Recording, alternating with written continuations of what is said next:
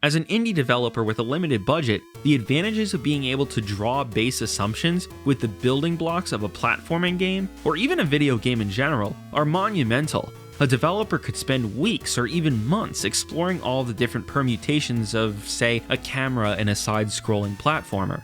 Alternatively, they could look at nearly every other side-scrolling platformer from the past several decades and decide that all of those developers who came to similar conclusions probably knew what they were doing.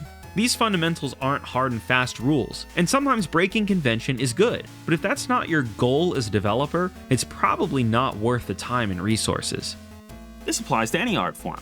I could spend time building a camera from parts, discovering the minutiae of how light passes through a lens into a sensor, and rewrite all the rules of filmmaking. Alternatively, I could start with the baseline fundamentals I already know work and save myself the headache. These considerations are magnified in game development because of their status as a composite of all of these other art forms and disciplines.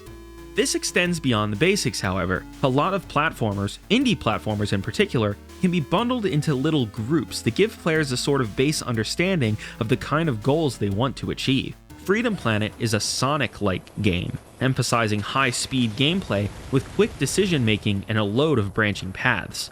Calling Freedom Planet a Sonic-like isn't a criticism of the game, unless you don't like Sonic. I don't really like Sonic. And that categorization doesn't mean that Freedom Planet doesn't have room to carve its own identity out of that base template. After all, its combat mechanics in particular are very different from that of 2D Sonic.